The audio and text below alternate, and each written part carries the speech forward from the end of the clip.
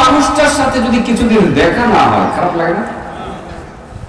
রাসূল করিম সাল্লাল্লাহু আলাইহি সাল্লামের সাথে কয়েকদিন যাবত আবু বকরের দেখা নাই, সম্ভবত কোথাও গিয়েছেন। নবীজি এখনো জানেন না আবু বকর কোথায় গেছেন, পরে জানবেন। বেশ কয়েকদিন পর আবু বকর আল্লাহর নবীর দরবারে আসলেন।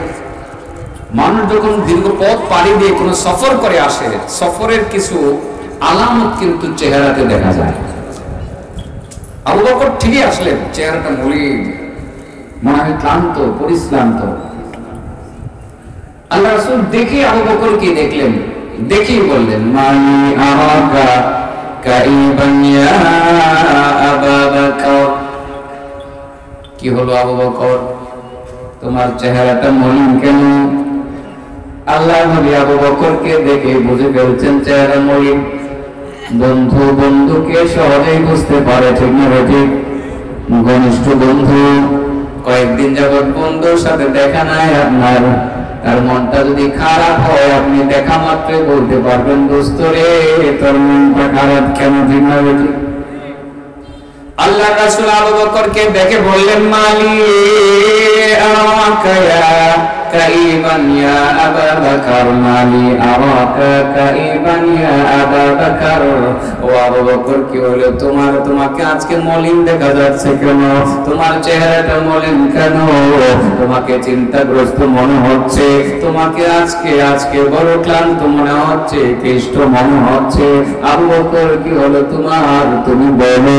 আবু বকর বলেন, ইয়া রাসূলুল্লাহ, ঠিকই বলেছেন, আমি আজকে ক্লান্ত, ক্লিষ্ট, ভারাক্রান্ত। ইয়া রাসূলুল্লাহ, কুনতু ইনদা ইবনি আম্মি আল বারিহা। ইয়া রাসূলুল্লাহ, আমি গতকাল আমার ভাইয়ের কাছে ছিলাম, চাচাতো ভাইয়ের কাছে ছিলাম। চাচাতো ভাই, আমার প্রিয় চাচাতো ভাইটা মক্কায় থাকে, আমি আছি মদিনায়। আমার ভাইটা অসুস্থ, খবর শুনে আমি মক্কায় গিয়েছিলাম। 420 কিলোমিটার রাস্তা। কত কিলোমিটার?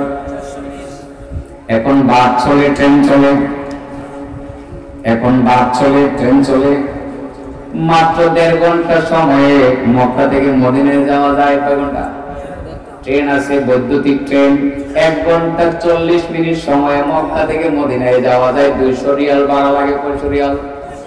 বাসে গেলে 6-7 ঘন্টা লাগে, আর ট্রেনে গেলে মাত্র 1 ঘন্টা 40 মিনিট সময় লাগে। এবার যাই ট্রেনে, তাড়াতাড়ি যাবে না? ট্রেনে যাবে। কিন্তু তখন বাস ছিল না, ট্রেন ছিল না, প্রাইভেট কার ছিল না, কোন গাড়ি ছিল না। উটের উপরে সওয়ার হয়ে যাইতে হয়তো, রাস্তাও ছিল না, পাহাড়ের চিপাচাপা দিয়ে যাইতে হয়তো। আবু বকর বলেন, ইয়া রাসূলুল্লাহ, কুনতু ইনদা ইবনি আম্মিন লি আল বারিহা। ইয়া রাসূলুল্লাহ, গত রাতে আমার চাচাতো ভাইয়ের কাছে আমার যাওয়া হয়েছিল। ভাইটা অসুস্থ ছিল, দীর্ঘদিন যাবত অসুস্থ। ভাইটাকে দেখার জন্য আমি সেখানে গিয়েছিলাম। ইয়া রাসূলুল্লাহ, ইয়া হাবিবাল্লাহ, তাকে রেখে আসতে আমার মনে চাই নাই। দেখছিলাম মুমূর্ষু অবস্থায় আছে, মনে মনে ভাবছিলাম যদি চলে যাই মৃত্যুর খবরটা যাইতেও সময় লাগবে, আর মৃত্যুর খবর পাইলে জানা যায় শরীর খবর কঠিন হয়ে যাবে। ইয়া রাসূলুল্লাহ, ইয়া হাবিবাল্লাহ, মনে মনে ভাবছিলাম আরেকটু দেখি, আরেকটু দেখি, আরেকটু দেখি। আমার ভাইটা ছোটবেলার বন্ধু, একসাথে চলতাম, একসাথে উঠা বসে করতাম। গত রাত সারা রাত ভাইটা বেশি অসুস্থ হয়ে পড়েছিল। আমার ভাইটার কাছে সারা রাত আমি কাটিয়ে দিয়েছিলাম, তার পাশে বসেছিলাম। ওয়া রাসূলুল্লাহ, ওয়া ইয়াকিদু বিনাফসিহি আই মাতা। আমার ভাইটা গত রাতে আমার চোখের সামনে মারা গেল, পৃথিবী ত্যাগ করে চলে গেল।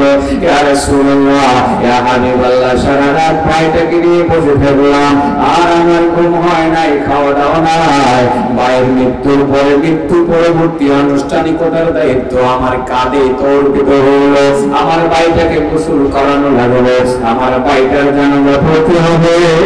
আমার ভাইটাকে নিজের হাতে মাটির নিচে নিজের হাতে রেখে দিতে হবে। দায়িত্বটা আমার কাঁধের উপরে হইল।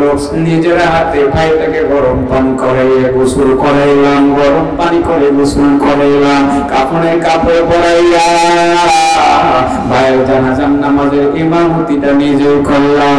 গর্ত খনন করে, কবর খনন করে ভাইটাকে নিজের হাতে কবরের ভিতরে লাগলাম। ইয়া রাসূলুল্লাহ, ভাইটাকে মাটির নিচে রেখে আমি সোজা মক্কা থেকে মদিনায় চলে এসেছি।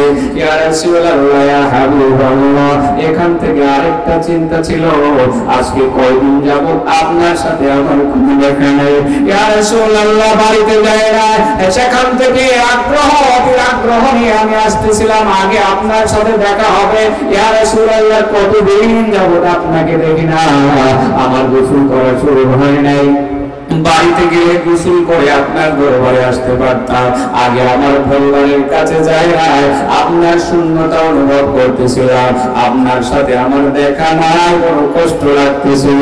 ইয়া রাসূলুল্লাহ, সেই জন্য বাড়িতে না গিয়ে, সন্তানদের কাছে না গিয়ে, পরিবারের সদস্যদের কাছে না গিয়ে সোজা আপনার দরবারে চলে আসলাম। নবী, সেই জন্য আমার চেহারাটা আপনি মলিন দেখতে পাইতেছেন, সেই জন্য আমার চেহারাটাকে আজকে অনেক অনেক চিন্তিত দেখতে পাইতেছেন।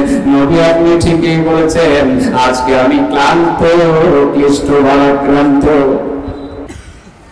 হযরত আবু বকর ওই রাসূলকে বললেন, ইয়া রাসূলুল্লাহ, ঠিকই বলেছেন, আমার মনটা খারাপ, চাচাতো ভাইটা মারা গেছে, নিজের হাতে দাফন করে আসছি, তো আমার মনটা খারাপ, গোসল করি নাই, খাওয়া দাওয়া নাই, আপনার কাছে চলে আসছি। আল্লাহ রাসূল বলেন, ইয়া আবা বকর, হাল লাকানতাহু বিলা ইলাহা ইল্লাল্লাহ। ও আমার সাহাবী আবু বকর, ও আমার সাহাবী আবু বকর, তুমি যখন সারা রাত তোমার ভাইকে পাহারাদারি করতে আছিলাম, তুমি বলছিলেন, আবু বকর, তোমার ভাইটার কাছে যখন ছিলাম, আল্লাহ বান্তাহু বিলা ইলাহা ইল্লাল্লাহ, আবু বকর, তোমার ভাইটার কাছে কি তুমি লা ইলাহা ইল্লাল্লাহ এর তালকিন দিয়েছিলা?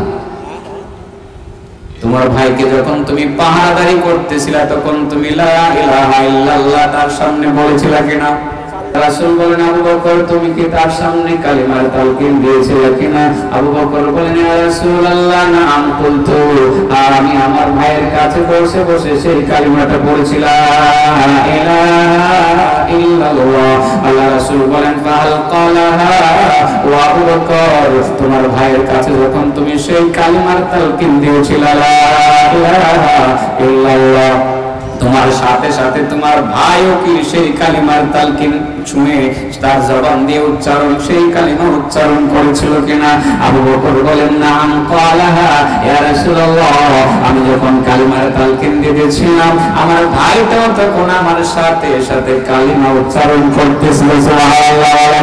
আল্লাহ রাসূল বলেন, আবু বকর, কোনো টেনশন করো না, টেনশনের কারণ নাই, টেনশনের কারণ নাই, যেহেতু মৃত্যুর সময় বিদায়ের বেলায় তোমার ভাইটা কালিমা উচ্চারণ করে বিদায় নিয়েছে, আমি নবী বলে দিলাম, সাক্ষী দিলাম, তোমার ভাইটা জান্নাতের রাস্তায় উঠে গেছে। এজন্য বাবাজি, জিকিরের আমলটাকেও খাটো করে দেখার কোনো সুযোগ নাই। জিকিরের হালকা চলবে, হালকায় জিকির যদি হয় জিকির চালিয়ে যাবেন, হালকায় জিকির না হলে একা একা জিকির চলতে থাকবে। আদার সময় করবেন না ইলাহা ইল্লাল্লাহ, বাজারে যাওয়ার সময় বলবেন লা ইলাহা ইল্লাল্লাহ, চলবে কিনা?